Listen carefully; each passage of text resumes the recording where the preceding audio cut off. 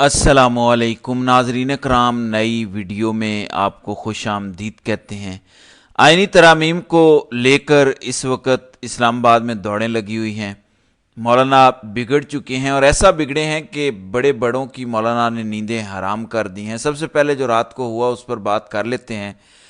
कल रात 10 बजे के करीब पीटीआई का वफद मौलाना के घर पहुंचता है। 12 बजे मुलाकात ख़त्म होती है और मौलाना मीडिया को गली के अंदर बुला लेते हैं, यानी सेन में।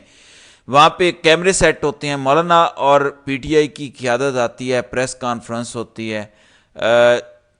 जो प्रेस कॉन्फ्रेंस हुई है उस पर मैं पिछले वीलॉग में गुफ्तगू कर चुका हूँ। मौलाना बड़ी ही सख्त प्रेस कॉन्फ्रेंस करते हैं और वो कहते हैं कि अगर आप बदमाशी करेंगे तो फिर हम भी बदमाशी करेंगे। आप हमारे खुलूस का मजाक उड़ा रहे हैं, आप हमारे बंदे उठा रहे हैं। अभी जो हमारे सेनेटर को उठाया गया उसकी फैमिली मेरे घर आकर बैठी हुई है। आप नसीमा एहसान को हिरासा कर रहे हैं, आप बीएनपी वालों को हिरासा कर रहे हैं, आप पीटीआई के बंदे उठा रहे हैं।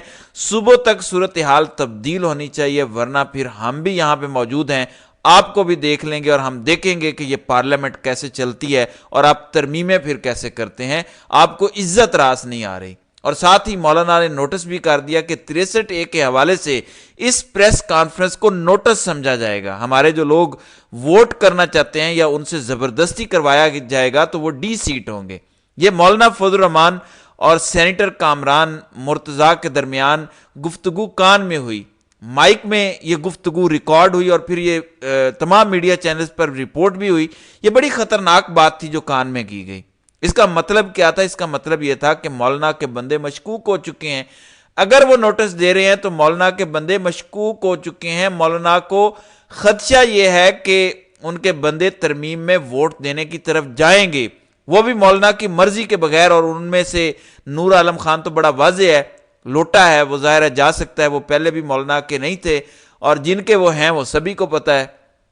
बहरहाल मुलाकात ख़त्म होती है, आहिस्ता आहिस्ता करके मीडिया निकल जाता है। रात 1 बजे आखिरी मीडिया की गाड़ी को भी हटवा दिया जाता है और मौलाना गेट बंद कर देते हैं। 1:45 बजे खबर आती है कि शहबाज शरीफ आ रहे हैं, शहबाज शरीफ पहुंच रहे हैं। फिर रात के 2 बजे भारी सिक्योरिटी में शहबाज शरीफ और बिलावल भुट्टो काली गाड़ियों के अंदर मौलाना के घर पहुंच जाते हैं। अब 1 घंटा शहबाज शरीफ और मौलाना की मुलाकात जारी रहती है और उस मुलाकात के अंदर मौलाना जो शहबाज शरीफ का हाल करते हैं, मत पूछें कि मौलाना ने क्या क्या शहबाज शरीफ को नहीं सुनाया।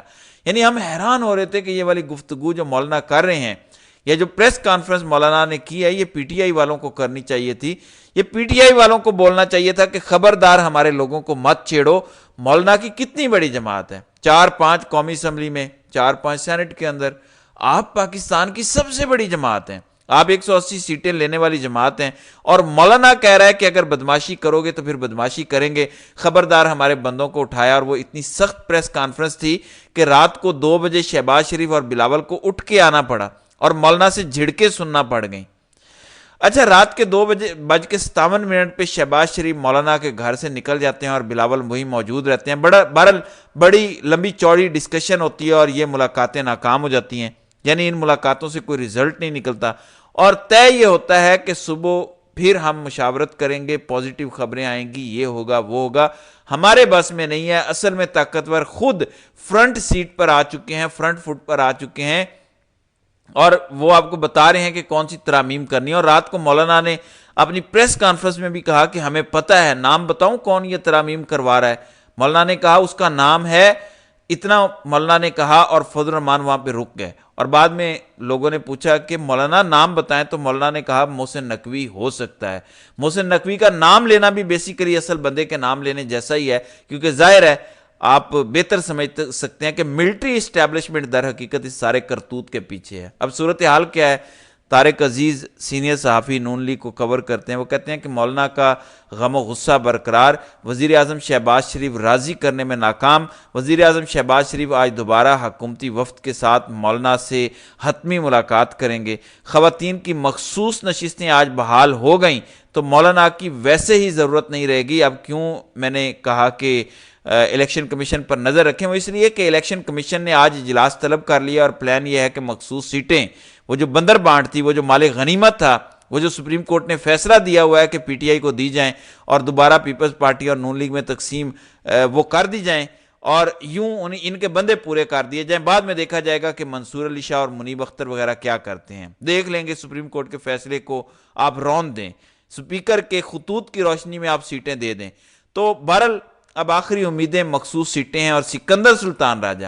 اب سکندر سلطان راجہ یہ کیوں کرے گا؟ وہ اس لیے کرے گا کہ یہ جو نئی آئینی ترامیم لائی جا رہی ہیں اس میں الیکشن کمشنر سکندر سلطان راجہ اور چاروں صوبائی ممبران کو 3 سال کی ایکسٹینشن دی جا رہی ہے, لہٰذا وہ کریں گے. پہلے فارم 47 پر ایم این ایز بنائے, پھر ان سے ترامیم کروائیں, ایکسٹینشن لے لی, اور بدلے میں وہ تو ظاہر ہے وہ کچھ نہ کچھ تو کریں گے. یہ سارا مل جل کر ہی کام ہو رہا ہے, سب کے اس میں مفادات ہیں. اور کیوں الیکشن کمیشن پر نظریں ہیں؟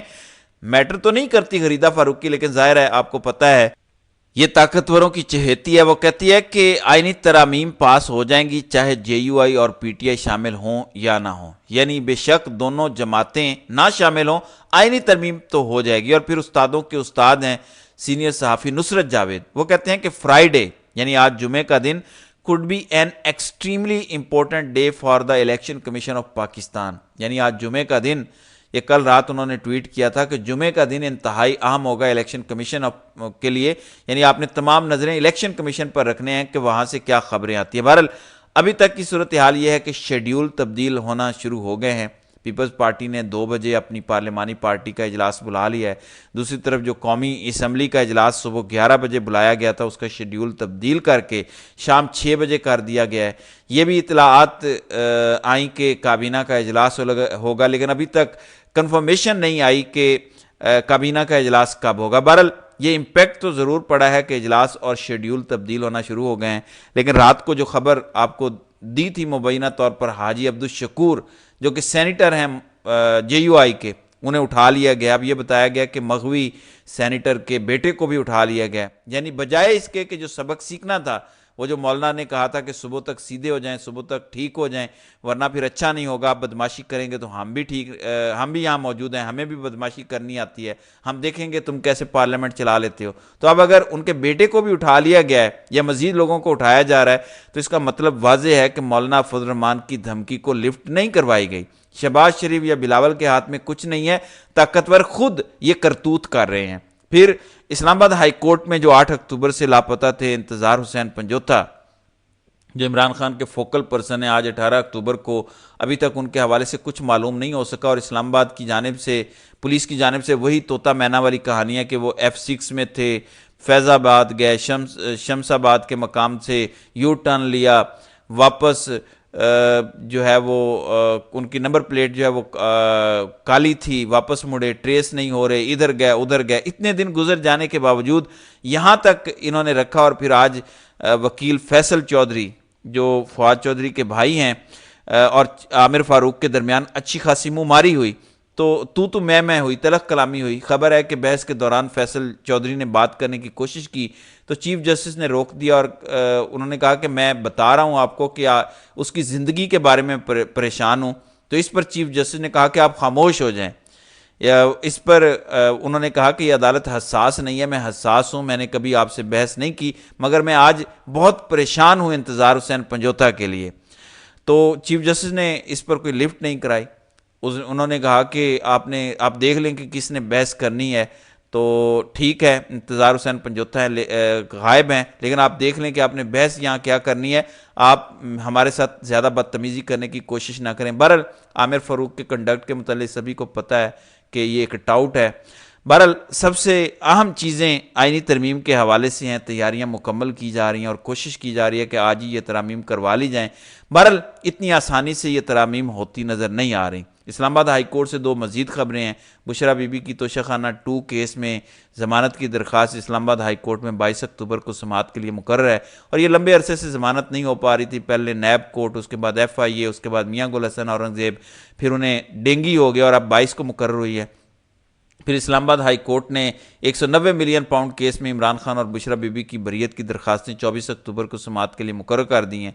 ڈویژنل بینچ جس میں جسٹس عامر فاروق اور میاں گل حسن ہوں گے 24 اکتوبر کو سماعت کرے گا, اور تب تک 190 ملین والے کیس میں حتمی فیصلہ سنانے سے عدالت نے روکا ہوا ہے.